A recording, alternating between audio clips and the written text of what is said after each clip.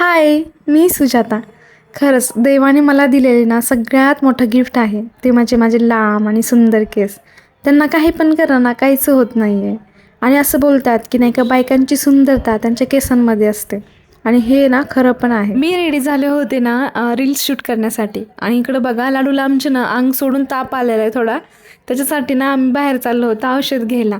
आणि ना थोडंसं काम पण होतं बाहेर. लाडू पण घरात बसून बसून ना बोर झालेला आहे. आता लाडूचे पप्पा इथे नसतात त्याच्यामुळे आता माझ्या मागच काम आहे त्याला फिरवणं आणि त्याला खुश ठेवणं.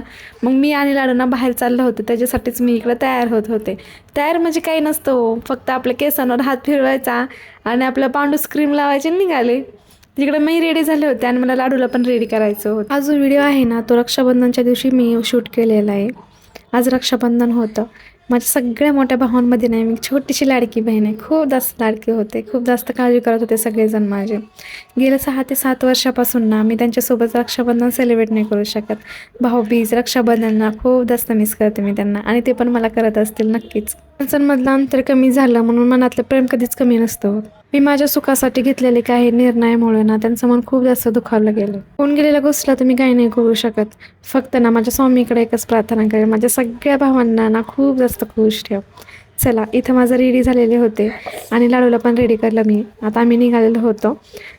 जाताना ना मी दार वगैरे लॉक करून जाणार होते कारण घरी कोणीच नाही आहे आणि आमच्या शेजारी पण कोणी नसतं असतं. त्याच्यामुळे मग आपली सेफ्टीचं काय आपणच काळजी घ्यायची.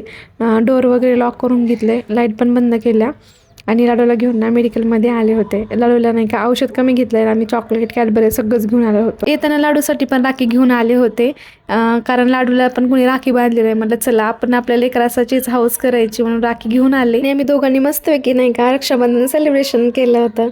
लाडूला इकडं मस्त चॉकलेट वगैरे पण आणलं होतं. चला आमचं लाडूबाई तर लागला रात्रीच्या स्वयंपाकाच्या तयारीला. भेटू उद्या आपण पुन्हा एका नवीन व्हिडिओमध्ये.